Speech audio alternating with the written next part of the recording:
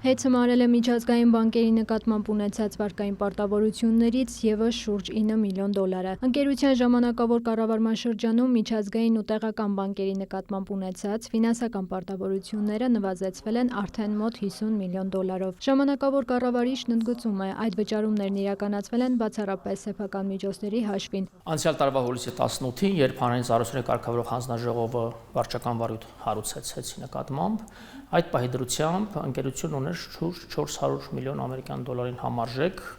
վարկային ֆինանսական պարտավորություններ, թողարկած պարտատոմսեր եւ որոնց մոտ 30-35%-ը միջազգային բանկերին էր պատկանում։ Ընդ որում միջազգային բանկերից ներգրաված վարկերի ներգրավման ընթացքում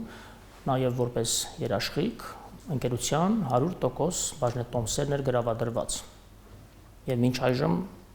թերևս գտնվում է այդ կարգավիճակում։ Եվ արդեն ամիսների աշխատանքի արդյունքում, երբ մատակարարումների, գնման գործընթացների, թափանցիկության, ներառական մրցակցայնության ապահովման արդյունքում ունեցանք զգալի ֆինանսական միջոցներ, առաջնահերթ այն կարճաժամկետ վարկերի մարման ուղեցինք մեր խնայողությունները, որոնց տոկոսադրույքները համեմատական ավելի բարձր էին եւ շուրջ 22-23 միլիոն ամերիկյան դոլարին համարժեք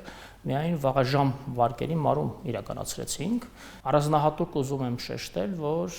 որևէ լրացուցիչ ֆինանսական միջոցներ չեն ներգրավել։ Վարկային ծանրաբեռնվածությունը առաջացել է 2015-ից հետո, երբ Սերժ Սարգսյանի հորդորով հեծի սեփականատեր է դարձել ռուսաստանցի գործարար Սամվել Կարապետյանի Տաշիր ընկերությունների խումբը։ Մի կողմից ընկերությունը ծանրաբեռնվել է վարկերով, մյուս կողմից Տաշիր ընկերությունների խմբի եւ իրենց մերձավորների հետ ուղղակի փոխկապակցված երկու տասնյակ ընկերություններ հեծին արտոնյալ պայմաններով տևական ժամանակ ծառայություններ են մատուցել մոնոպոլ դիրքով, ուռճացված գներով։ Ընդ որում զգալի միջոցներ են ուղղվել հենց Տաշիր ընկերությունների խմբի տարբեր ընկերություններին։ 348 միլիոն դոլարի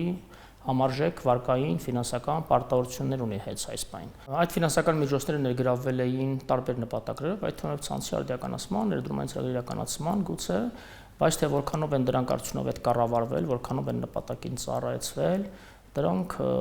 հետագայի գնահատման գործ են եւ նաեւ ֆինանսական մի շարք գործառնությունների մասով էլ այս պահին նախաձեռնված քրեական վարույթներ կան, թե հակակոռուպցիոն կոմիտեում, թե քննչական կոմիտեում եւ նախաքննական մարմինները այդ հարցերի պատասխանները կարծում եմ ամիսների ընթացքում արդեն կտան։ Իսկ մասնավորապես այս փուլի համար նաև առանձնահատուկ նաև կարևորում եմ այն հանգամանքը, որ մեր բոլոր ձեռքբերումները պլանային առաջ ենք մղում։ Ժամանակավոր կառավարման շրջանում հեծն ունեցել է նաև աշխատակազմի 50%-ի, այսինքն 3000-ից ավելի աշխատակիցների աշխատավարձերի բարձրացում 12-ից մինչև 25%։ Գործող սակագների շրջանում եղել է նաև նոր միացումների, նոր բաժանորդներ դառնալու վճարումների էական մինչև 40% նվազում։ Դրա արդյունքում ընկերությունում բազմապատկվել է նոր հայտերի ընդունումը։ Եթե մեզ հաջողվեց 6-8 ամիսների ընթացքում էականորեն մեղմել, բնականաբար կարող ենք ենթադրել, որ հնարավոր էր, պարզապես կամք էր պետք եւ նաեւ հանձնառություն եւ ազնիվ մղումներ։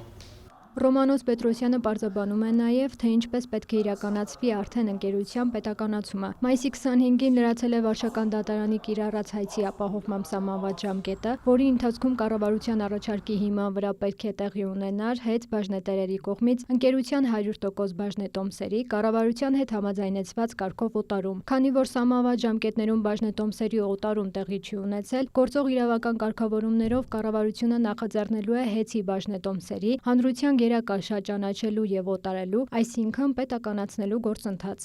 Շաբաթների ընթացքում արդեն Հայաստանի Հանրապետության կառավարությունը որոշում կընդունի հեծի մասով հանրության գերակա շրջանաչելու 100% բաժնետոմսերը եւ օտարելու, այսինքն պետականացնելու։ Հանրային գերակա շրջանաչելու որոշմանը կհաջորդի ընկերության ակտիվների այդ թվում 100% բաժնետոմսերի գնահատման գործընթաց։ Գնահատումը տեղի կունենա լիցենզավորված ռեզիդենտ ընկերության կողմից։ Գնահատումից հետո ըստ գործող իրավական կարգավորումների պետությունը սեփականատիրոջը կհատկացնի փոխհատուցում, վճարելով գնահատված միջին արժեքից 15%-ով ավելի գումար։ Արդյունքում ըստ Պետրոսյանի պատվով կավարտվի ռազմավարական մենաշնորհային դիրք ունեցող քրիտիկական ենթակառուցվածքի պետականացման գործընթացը։ Մերի Խաչատրյան, Ժիրայր Հաբեցյան, լուրեր։